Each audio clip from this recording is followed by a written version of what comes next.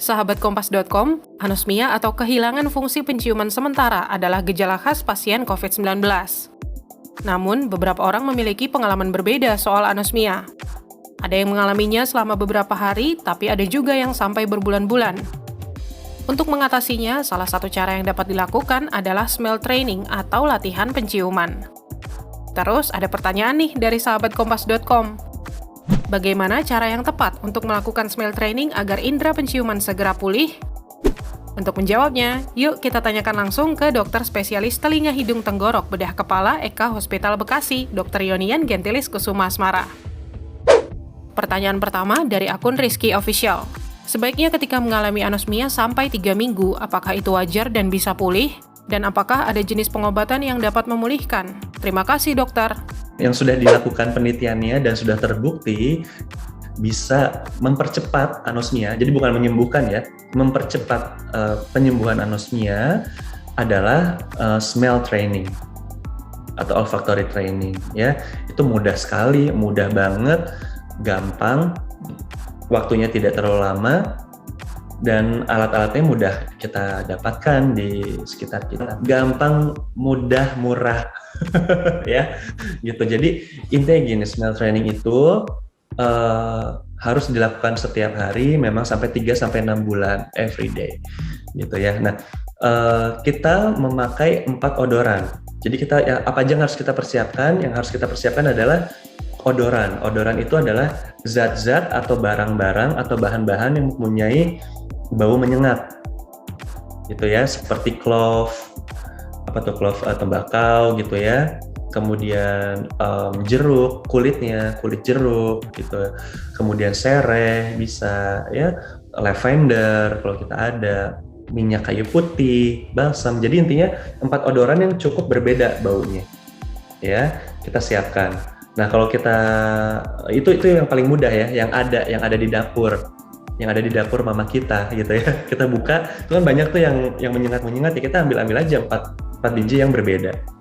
Nah, alangkah lebih bagus juga kalau misalnya kita punya essential oil, kan sekarang lagi marak ya untuk diffuser gitu dicampur essential oil. Itu juga boleh ya, dengan essential oil yang berbau peppermint, eucalyptus atau lavender, macam-macam. Jadi pilih 4 harus bervariasi karena kita kan tujuannya adalah membangunkan syaraf yang tidur.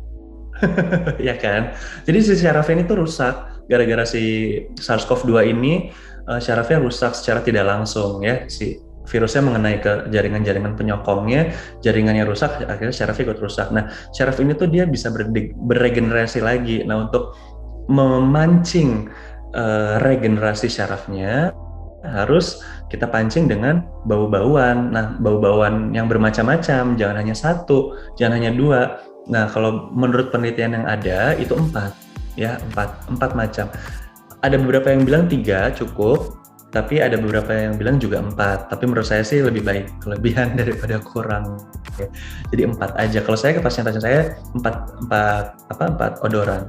Ada kok banyak di rumah. Kalau di kulkas nggak ada, coba buka lemari tata rias coba buka lemari ini beauty care-nya teman-teman masing-masing. Di sana kan ada parfum ya, ada kayu putih ya kan, ada essential oil, pokoknya semua yang berbau-bauan gitu. Kemudian setelah itu ditaruh di depan hidung ya, berjarak ya, nggak nempel banget ya sekitar 5 cm lah ya, depan hidung.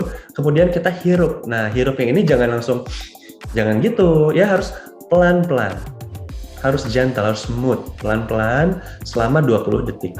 Nah, tarik nafas, keluarin pelan-pelan, tarik lagi, keluarin pelan-pelan sampai 20 detik ya. Tapi yang harus dilakukan adalah harus pelan-pelan. Kenapa? Biar odoran-odoran itu nyampe ke atas. Ya, kalau kita cuman nafas cepat itu dia langsung masuk ke tenggorokan kita gitu ya. Sedangkan kita tahu si syarafnya kan adanya di atas. Ya, kalau kita nafas kan kita seperti ini ke belakang gitu kan. Nah, biar dia nyampe ke atas ke sini, itu kita menghirupnya harus pelan-pelan ya. Pelan-pelan ya, terus hembuskan, keluarkan pelan-pelan gitu. 1 odoran 20 detik. Ya, jadi tidak 20 detik menghirup 20 detik, enggak. Jadi menghirup, hembuskan, selama 20 detik satu odoran. Kemudian istirahat 10 detik, ya, kemudian lanjut lagi ke odoran yang kedua. Dilakukan hal yang sama, ya, sampai odoran yang keempat. Ya, jadi nggak nyampe 5 menit, ya kan? Dilakukan sehari 2 kali, ya, pagi dan malam. Ya, saya sih sarankan apalagi kalau misalnya kita ada cuci hidung, ya, di rumah. Jadi pagi-pagi bangun, ingusnya kan banyak di hidung, supaya smell trainingnya lebih optimal, cuci hidung dulu, ya. Cuci hidung dulu, jadi si ingus-ingus yang bisa menghalangi odoran masuk ke atas itu bisa dikeluarkan. Jadi dalam keadaan hidung yang bersih, ya. Jadi cuci hidung dulu pagi, habis bangun tidur cuci hidung udah bersih, baru lakukan smell training. Gitu. Malam juga sama. Kemudian yang kedua itu cuci hidung, ya, cuci hidung dengan NaCl 0,9%.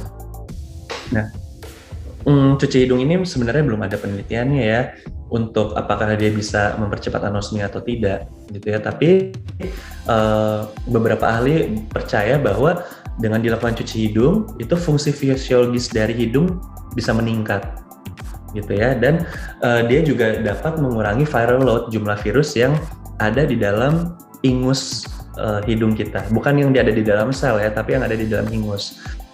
Jadi sebenarnya cuci hidung itu lebih berfungsi sebagai mengurangi jumlah virus yang ada di ingus kita, sehingga pada akhirnya tujuan akhirnya adalah dapat mengurangi penularan, gitu ya, memutus rantai penularan. Jadi apabila kita positif anosmia atau flu, pilek, cuci hidung aja. Cuci hidung itu dasarnya adalah memflush, mengalirkan hidung dengan menggunakan larutan NaCl 0,9% atau larutan salin isotonik, ya, normal salin atau larutan isotonik. Prinsipnya adalah dia harus mengalir, ya. Jadi kita masukin cairan tersebut dari hidung kanan, dari lubang hidung kanan, kemudian nanti dia akan keluar ke lubang hidung kiri. Jadi harus masuk kanan, keluar kiri, ya. Jadi, nah, yang kiri juga sama, harus masuk kiri, keluar kanan. Jadi tidak hanya disemprot saja, ya. Jadi tidak hanya dispray, tapi harus dialirkan, diirigasi, gitu. Dengan menggunakan apa? Dengan menggunakan NaCl 0,9%. NaCl itu adalah garam, ya. Jadi menggunakan air garam. Nah, air garam ini harus pas. Kenapa kita pilih NaCl 0,9%? Karena NaCl 0,9% itu adalah cairan isotonik. Apa maksudnya isotonik?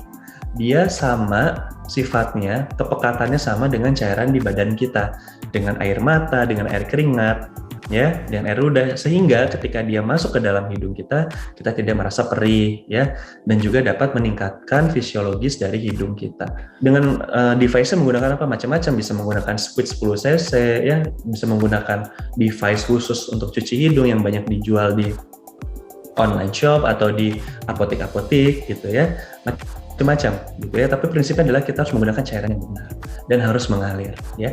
NaCl 0,9% ini kalau kita beli, itu kan cairan infus, ya, yang paling murah itu cairan infus. Itu it's very cheap, itu affordable kalau menurut saya, ya, seharga pasta gigi, seharga odol. Jadi kalau kita mampu beli odol setiap minggu, setiap bulan, kenapa kita nggak mampu membeli NaCl 0,9%? Pertanyaan kedua, smell training baiknya seperti apa bagi penderita anosmia? Waktu itu aku coba smell training pakai uap air panas dikasih minyak kayu putih 3 tetes. Bukannya membaik, malah bikin hidung perih. Kebanyakan beberapa pasien saya sering ngobrol, gitu ya. Ada sebaran di WhatsApp, di media sosial, bahwa menggunakan air panas sekali dengan uap yang panas sekali dapat membunuh virusnya, apalagi dicampur dengan kayu putih. Nah, itu satu, belum ada penelitiannya, ya. Kita tidak bisa menyimpulkan ya bisa membunuh COVID apa tidak. Itu belum ada. Ya, kemudian yang kedua, saya tidak melarang dan saya juga tidak menganjurkan, gitu ya. Tapi saya hanya memberitahu efek sampingnya apa. Ya, jadi apabila kita menggunakan uap yang terlalu panas, ya, uap dari air yang mendidih terlalu panas, itu bisa malah merusak mukosa hidung kita, gitu ya. Mukosa hidung kita malah jadi rusak, gitu, karena terlalu panas. Akhirnya dapat menyebabkan gejala-gejala yang lebih parah seperti lebih meler, ya, lebih tersumbat hidungnya, nyeri, dan lebih prone to infection, lebih berisiko untuk kena infeksi-infeksi lain seperti infeksi bakteri atau jamur dan lain sebagainya gitu ya. Jadi efek sampingnya itu kalau kita menggunakan uap yang terlalu panas malah melukai. Yang kedua, nggak bisa membunuh virusnya karena virusnya itu dia hidup di dalam sel kita. Ya, saya nggak tahu deh kalau ada virus yang ada di ingus apakah bisa mati apa tidak. Tapi memang virus ini bisa mati oleh suhu 70-80 derajat. Tapi itu kan virus yang di luar. Sedangkan virus induknya yang berkembang biak di badan kita kan dia ada di dalam sel. Dia bersembunyi di dalam sel kita. Jadi nggak kena si uap panasnya itu nggak kena ke dalam sel kita. Gitu, nggak kena ke virus yang hidupnya itu. Gitu. Jadi useless gitu loh. Sedangkan si virusnya masih tetap hidup di dalam sel kita.